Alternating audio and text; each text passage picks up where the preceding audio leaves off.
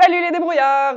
C'est Tyrosine pour le 4e et dernier défi débrouillard du mois de novembre, parce que les défis débrouillards, on les faisait dans le cadre du mois des débrouillards qui était au mois de novembre. Puis là, le mois de novembre achève et on s'en vient bientôt au mois de décembre. Qui dit décembre dit Noël, mais on y reviendra à la fin là, à propos de Noël et des défis débrouillards. J'ai peut-être quelque chose à t'annoncer. On verra.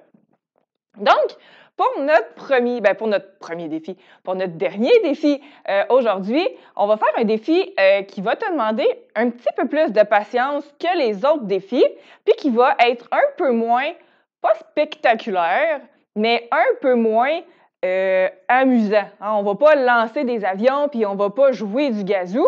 On va faire une expérience, une petite affaire plus sérieuse. Ce qu'on va faire aujourd'hui, c'est qu'on va décomposer les couleurs. Là, tu te demandes comment on va faire ça. J'ai tout expliqué. On fait ça avec le matériel qu'il y a ici. Mais avant, on va parler un petit peu des couleurs.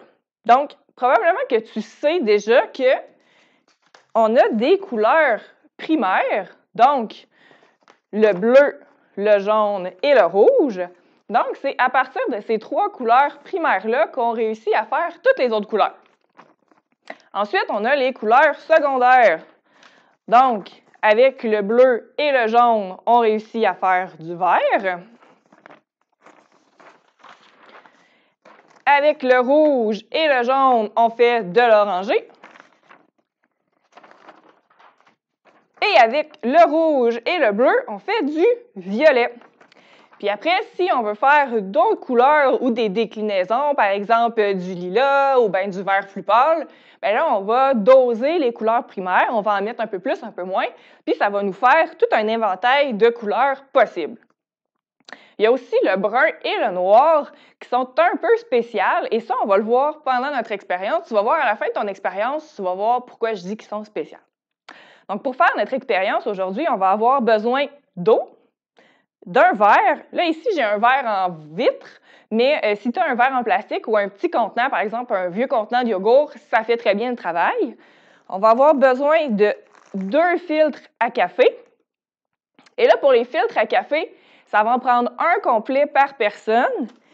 Puis après, le deuxième, tu vas pouvoir le partager à plusieurs élèves, tu vas voir tantôt. Puis, ça va te prendre des crayons feutres lavables de différentes couleurs et une paire de ciseaux. Donc, première étape, on va plier notre filtre à café en 2, puis on va le replier en 2 pour qu'il soit plié en 4 à la fin et que ça nous fasse un petit triangle ici en bas. Maintenant, on va prendre notre paire de ciseaux et on va venir couper juste un petit bout de notre triangle. Puis, quand on va déplier notre filtre, on va avoir un trou en plein centre. Donc, tu ne veux pas que ton trou soit trop gros. Donc, c'est pour ça que quand tu vas découper le bout de ton filtre, il ne faut pas que tu enlèves un trop gros bout. Commence par en enlever un plus petit bout, puis en dépliant, si tu vois que ton trou est trop petit, bien là, tu pourras en enlever un autre bout, encore un peu, pour agrandir un petit peu le trou au centre. Ensuite, tu vas déplier ton filtre et tu vas prendre tes crayons feutres et puis tu vas faire des petits points tout le tour du trou. Donc, je ne sais pas si tu vois, là, mais tout le tour du petit trou, donc on va faire comme j'ai fait ici. Donc, si j'ai fait un petit point vert, donc on va continuer, on va en mettre un bleu, un rouge, un brun, un jaune, un violet et un orange.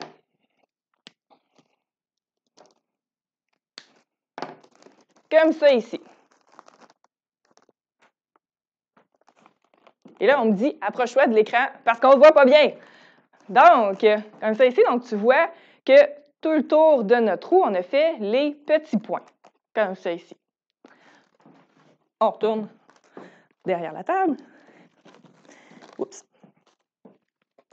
Maintenant, avec ton deuxième filtre, on va le plier en deux encore une fois.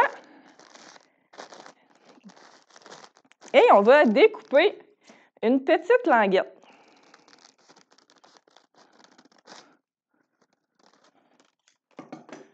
À peu près de cette longueur-là. En fait, l'important, c'est qu'elle soit à peu près de la même hauteur que ton contenant. Ensuite, on va mettre de l'eau dans le contenant que tu as choisi.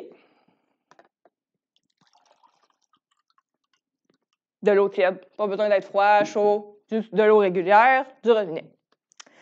Maintenant, on va prendre la petite languette que tu as coupée, puis on va l'insérer dans le trou au centre de ton filtre. Donc, c'est pour ça que c'est important que ton trou dans ton filtre ne soit pas trop gros, sinon la petite languette va juste tomber, puis ton expérience ne fonctionnera pas bien. Ensuite, on va venir déposer le tout dans le verre d'eau.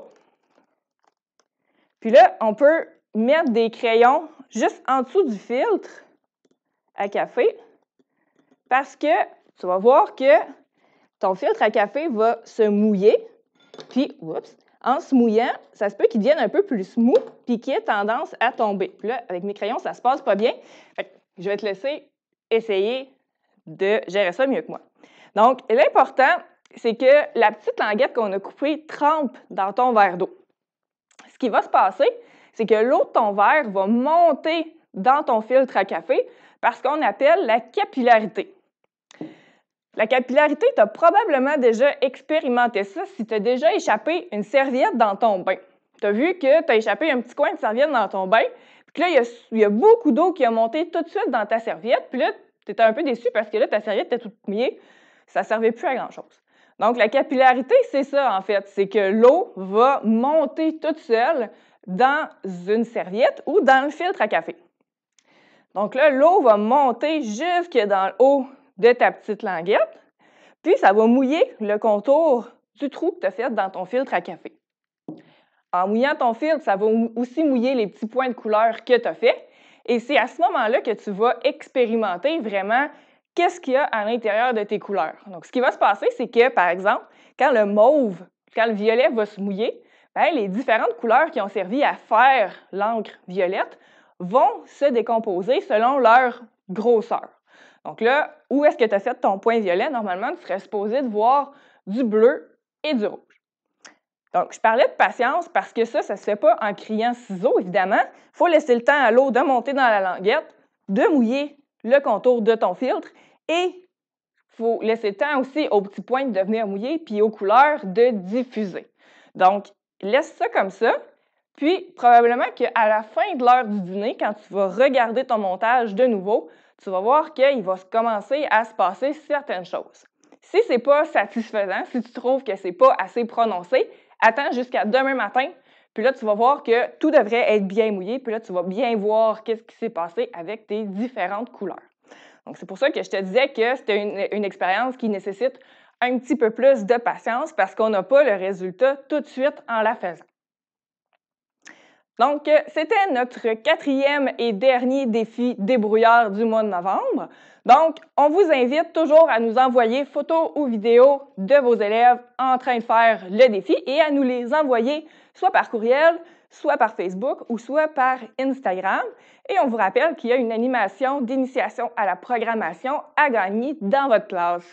Le tirage va se faire le 3 décembre, donc jeudi prochain.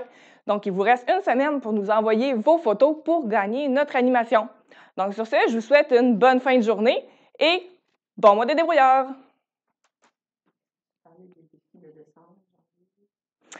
On me dit doucement à l'oreille que je vous avais promis quelque chose au début de la capsule et que je ne vous en ai pas parlé.